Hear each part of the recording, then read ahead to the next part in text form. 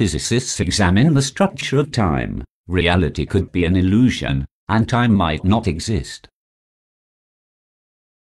Time, it's no doubt a confusing topic, and it gets even more confusing the more we try to unearth its secrets. Physicists have been examining the workings of time for decades, and the results published about it are mind-altering to contemplate, to say the least, and show that time might not exist as we think it does. A new paper titled "Time Crystals from Minimum Time Uncertainty" that was recently revised and republished in the European Physical Journal marks just one example of the astonishing research being conducted on this subject. In it, the researchers have proposed that the shortest physically meaningful length of time might really be multiple orders of magnitude longer than Planck time. Planck time refers to the time required for light to travel in a vacuum, which would be a distance of 1 Planck length. The unit is named after Max Planck, who was the first to propose the theory. Noor Faisal from the University of Waterloo, one of the researchers involved in the study, told phys.org that it might be possible for the minimum time scale in the universe to actually be much larger than Planck time.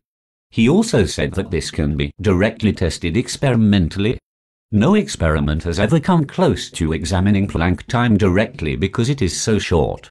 Nevertheless, as phys.org points out, there is a good amount of theoretical support for the existence of Planck time. Faisal explains, "In our paper, we have proposed that time is discrete in nature, and we have also suggested ways to experimentally test this proposal." So, how do they figure that time might be much larger than Planck time?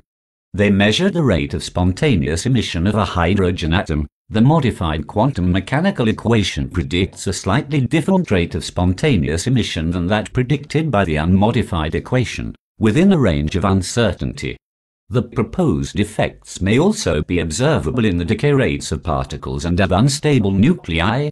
The researchers also mention that their findings could change the basic equations of quantum mechanics, and would modify the very definition of time that's understood today. The illusion of reality.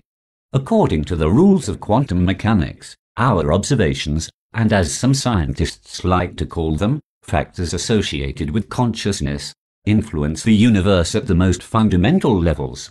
When physicists look at reality at the smallest scales, it becomes clear that an atom's behavior is dependent on a physicist's observations. I regard consciousness as fundamental. I regard matter as derivative from consciousness. We cannot get behind consciousness. Everything that we talk about, everything that we regard as existing, postulates consciousness. Max Planck.